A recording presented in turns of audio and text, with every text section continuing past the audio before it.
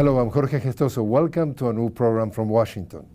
On today's show, the fracking process to extract oil and gas and the damage to the environment. Our guest, Javier Sierra, spokesman for the Sierra Club. Javier Sierra, a warm welcome to the program. Thank you very much. Thank you for inviting me. An article published by the Food and Water Watch says, and I quote, "Fracking for oil and natural gas is too dangerous. It threatens the water we drink, the air we breathe, and our health. It also accelerates climate change." Tell us about what fracking is about. Fracking is a way of extracting fossil fuels out of the rock. The fossil fuel, whether it's gas or oil, is embedded in the rock. You have to drill really, really deep, almost 2 kilometers deep. And what you do is you go down and then you go over in two ways. And then you start injecting millions of gallons of water and chemicals that nobody knows what's in there. We only know that it's very toxic.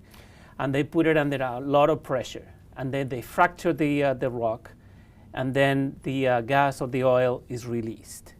But not only that, not only the gas and the oil are released, also a lot of the chemicals come out to the surface, and a lot of the chemicals also pollute aquifers and other sources of drinking water. Since when they're using this process to extract oil and gas?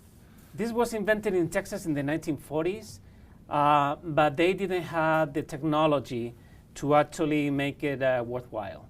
It was too expensive. It had to use too much water, too many chemicals, and they actually didn't get as much oil or gas as they just to make it profitable. About maybe 10 years ago, 15 years ago, the technology came along, and the fracking companies make sure that they were exempt for releasing the long list of very toxic chemicals that they're using to do this thing. Is it more expensive or less expensive or cheaper than regular oil and gas extracting from the seas, from other sources? This is much more complicated. You know, you need to fracture the rock. You need to pump a lot of water, a lot of chemicals in there. The other way is just getting down to the big deposit of oil or whatever, you pump it up, and the pressure that is built there for millions of years just brings it up. In this case, you had to, there's a very small particles of gas and oil that are embedded in the rock. So you had to pump a lot of water, you had to pump a lot of, put a lot of pressure into it, and put a lot of money into this investment. This is much more expensive than just regular extraction. What are you seeing as the trend for the future? It's growing very rapidly because they're telling us something that is not true. They're telling us that natural gas is the transition fuel from fossil fuels to clean energy. When we are finding out in the past 2 years, 3 years, that this form of extracting gas is extremely polluting because a lot of the gas seeps out of the hole, seeps out of the earth. And this gas, usually is a combination of methane and other gases, are much more potent in terms of absorbing the heat of the sun. Therefore, they're much more potent global warming kind of gases. In which areas of the U.S. or in which states most of those wells are being located? This is happening all over the United States, especially in the Northeast. Also, it's happening now in the Southwest, also in the Midwest. It's happening all over the place. The industry claims that we have more gas reserves under our feet here in the United States that Saudi Arabia has oil. And we're talking about something like 82,000 wells throughout the country. Yes. How would you say that is the most consequence in terms of human health that is being affected by the fracking? Well, it's the fact that it is so polluting. I was saying before, they are exempt from the revealing the number and the kind of chemicals that they're pumping into the earth there. But as these chemicals are seeping out and are pumping out of the earth, people are actually being able to analyze them. And in a recent study, they found that there were at least 200 chemicals there that were really, really dangerous. In many instances, carcinogens and other chemicals that are polluting the water supply of millions of people. What we're playing with here is water. I mean, without water, there's no life. You can have all the oil and all the gas that you want, but without water, there's not going to be life. We've seen it on YouTube and in many instances, people just turning their faucets on fire because of all the methane coming out of the water. So this is a very dangerous way of extracting fossil fuels. We should just start phasing this out, forgetting about gas, forgetting about oil, and moving on to solar power, wind power, tidal power, and so forth. Clean energy is the future. Fossil fuels is the way of going down. Some figures regarding fracking. Water use since 2005, 250 billion gallons. Chemicals use since 2005, 2 billion gallons. Air pollution in 1 year, 450,000 tons. Global warming pollutions since 2005, 100 million metric tons. We're destroying the planet with this. We are destroying the planet, yes. We are destroying the planet, and I'm glad that you guys are talking about this thing, because unfortunately we don't get to see these figures very often in the mainstream media. It's just a mad race to extract the last possible drop of fossil fuel left on Earth. And it's really something that it makes absolutely no sense. But let me tell you, because sometimes this turns things into something even hypocritical. It was maybe a few months ago, they were planning to build this huge deposit of water for fracking extraction in Texas. But it happened to be very close, too close, to one of the homes owned by the CEO of ExxonMobil. And what happened? He stopped it. It never happened. So that fracking extraction never happened because it was too close to his home. So that tells you that when it comes too close to home, they do know what they're doing. They said, no, this is nice. This is just a way of being energy independent. We're just creating jobs. But when it comes to their own backyards, when they had to put up with the consequences of this mad race after fossil fuels, they say, nope, no, not on my backyard. And why the mainstream media is not reporting on that? The oil industry alone here in the United States last year made $140 billion in profits. $140 billion in profit. In profits. In the U.S. In the U.S. In profits. We're talking about the GDP of most countries. No, only 10 countries in the world make more money than that every year. So when you have so much money, it's not called money anymore. It's called power. And they use this power in a very, very effective way. And they use it here in Washington. The Capitol is practically their domain. And they also do it in the media. They have all these spokespersons there. They work their way over there. And they have all these talking points, repetition, that this is the way out of our energy crisis and so forth. So when you have so much money and so much power, it's complicated to fight them off. Well, we did have the opportunity to talk to Melanie Sloan. She's the executive director of Citizens for Responsibility and Ethics in Washington. They did release a report, and it says fracking industry's campaign donations to Congress, precisely the Congress behind that we can see you, are at a record levels, an increase of more than 231% between 2004 and 2012. And there's another organization also that is talking about dark money. That is the new way that the justice led in Washington to get donations. And according to that organization called Sunlight Foundation, they reached $145 million in donations in the past, just a couple of weeks ago, midterms elections. So money talks. Money talks very loud, that's for sure. Actions do have consequences, and the Supreme Court of the United States passed down two really horrible decisions in the past few years, where it is, in plain words, bribing a politician is legal in the United States. If you know the system well and you have enough money and you have to work all the angles here and there, you can actually donate unlimited amount of money to just about any candidate.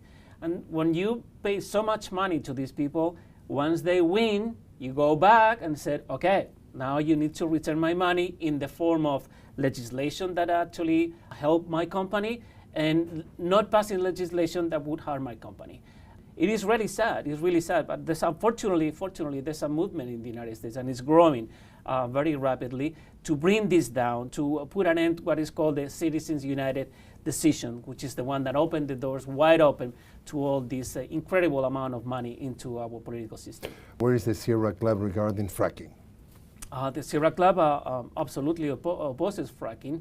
At the beginning, we were told that it was, as I said before, a transition way of energy, a transition way of producing natural gas, which, yes, when you burn it, it's cleaner than coal, for instance. But when you extract it, it's even dirtier than coal, because a lot of the methane goes up into the atmosphere. And the methane is twice as powerful as CO2 in terms of grabbing the energy of the sun. We're talking about oil, we were talking about gas, fracking. What about the coal industry? The coal industry is winding down, fortunately. We have a program, it's called Beyond Coal, the Beyond Coal campaign. We started back in 2002. That was when the Cheney task force, energy task force, they came up with this absolutely crazy plan to build 500 new coal burning plants in the United States. It was a grassroots movement where people realized that if we are going to have a viable planet, and if our children and grandchildren are actually going to have a prosperous life in the future, we cannot do such a thing. So far we have practically been able to cancel the plans for every new coal-fired plant in the United States, and also we have shut down almost 180 of them. You were writing an article that there's a relationship between land and racism. Tell us about it. There is a relationship, a very close relationship between pollution and race. Unfortunately, we Latinos, African Americans, and other minorities in the country, we get to live in the least desirable parts of the country. And also, we have the least amount of political power. You know, there's no power plant, there's no coal plant, there's no nuclear plant being built right next to a country club. That's not going to happen. Why? Because those people do know how to protect themselves in terms of doing the politics and also doing the influencing to the politicians that will make the decisions. We don't have such a power. And when it comes to building the dirtiest, the most polluting, the most dangerous refinery, an incinerator, you name it, is going to be right next to us. So that's why it's racism. It's called environmental injustice. And this is a movement that started in the 1970s. The Sierra Club has been involved in this almost ever since then.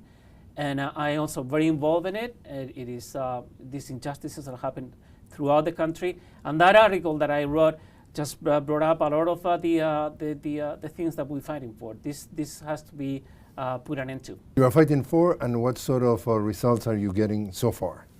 It's hard to tell the amount of victories that we have right now. It's really hard to fight polluters. However, what we have seen in the past 10 years is that Latino communities throughout the country, especially women, have been able to form grassroots throughout the country and fighting back. And I'm going to give you a good example. Her name is Kim Wasserman Nieto. She is from South Chicago. South Chicago was one of the most polluted places in the United States. They had one of the two most polluting coal-fired plants in the country. Well, she put together an incredible coalition, grassroots, form alliances, not only in South Chicago, but in other states, and she was able to shut down the two plants. As a matter of fact, last year she was given what is known as the Nobel Prize of the environmental movement. It's called the Goldman Prize. So the key here is not to accept that quote-unquote reality or fake reality. Mm-hmm. I have this incredible admiration for these people because the odds are amazing. These people are working people that they use in their spare time to fight off these people. Just imagine you live in a neighborhood where the kids in the summertime, most of the days, must be kept inside. When half of the kids have asthma, 1/3 of them have emphysema, and so forth. You know, it's just something that it gives me goosebumps every time I think about these people because they're so courageous, they're so intelligent, and they are so a lesson that we all need to learn here. And I have the honor and the privilege of working with many of them, and I will continue working with them. And that article is one of a result of one of these cooperations. Another subject, Javier, the Keystone XL pipeline. Tell us about what is the Keystone project? This is a project building a pipeline that will go from Alberta, Canada, all the way down to the coast of Texas. It's 1,600 miles, and it's going to cross the very heart of our country. And it's built to transport the dirtiest, most polluting, most toxic form of oil on the planet. It's called tar sands. One of the sections of the pipeline will go just on top of the most important aquifer in the Midwest of the United States. That's the biggest source of water for what we call our breadbasket. So here we are. Canada is exporting this really toxic form of crude, going all the way down to the refineries in Texas, and not a drop of the oil will stay in the United States. Everything will be exported to either Europe or Asia. And why so much rejection about this? Precisely because it's so dangerous. A couple of sections of the pipeline have already been built, and in the first year of operation, they burst 33 times. Another pipeline that actually is transporting tar sands to, this is a different one, burst right next to the Kalamazoo River in Michigan. 500,000 gallons went into the river. 3 years later, actually, half of the oil is still there, and they have spent $1 billion cleaning it. Half of it is still there. Why? Because the tar sand oil is very thick, very dense. It doesn't float like the regular oil, so it goes down. So you have to clean the whole river.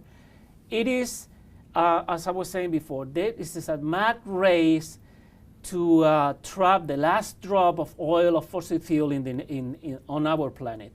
And this will benefit only the oil companies. They're saying that one of the reasons they need to build this thing is because it's going to create jobs. They were mentioning even 60,000 jobs.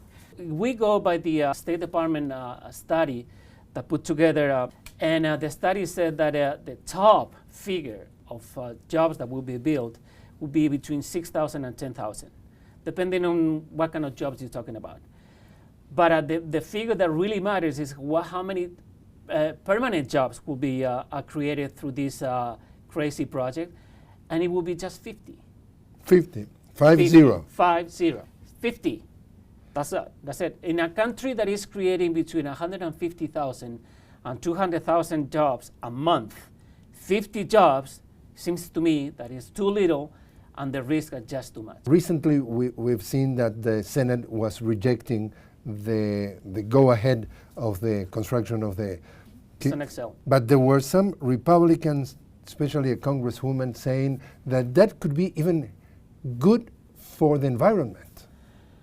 Yes, I'm used to hearing really outrageous statements. Another senator once said that climate change would be actually good for our kids, that there will be more time in the sun, and all sorts of really curious statements. This would be a really, really bad idea. The tar sand oils also has an incredible high content of CO2, much more than any other crude on the planet. So when you burn a gallon of this, you will be polluting much more than you would burning any other kind of oil on the planet. And again, what is the position of your organization regarding the Keystone XL? The Keystone XL, for us, is the most outrageous idea in terms of extracting oil or any other kind of fossil fuel on the planet, not only here in the United States, on Canada. Is really, we oppose it all the way because of all the reasons that I'm exposing right now. And what about other extractive industries in the U.S.? What's the situation? We are already experiencing here a clean energy revolution.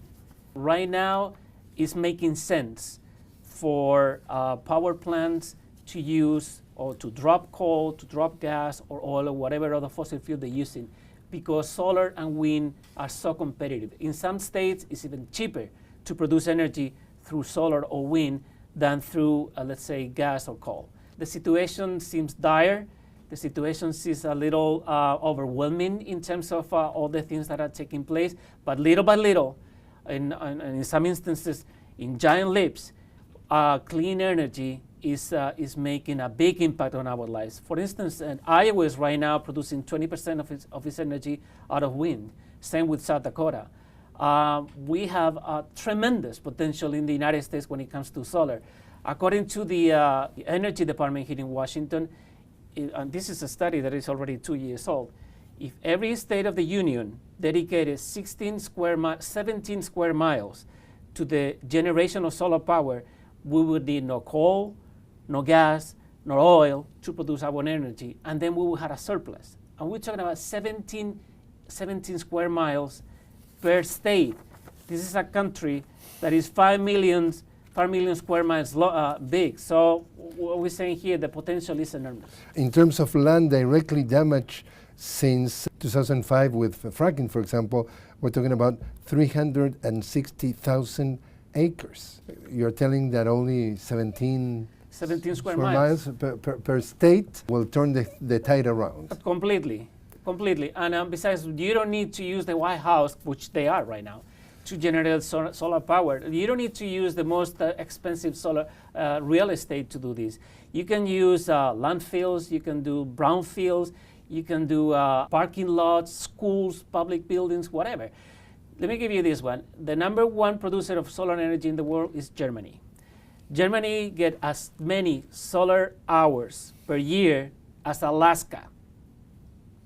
Alaska, all right? Just imagine what Arizona, Nevada, Southern California, just about any state in the lower 48 can produce. We could be not only Saudi Arabia, we could be extremely rich just producing solar energy. So how optimistic is your organization about that something could be done and the future could be bright?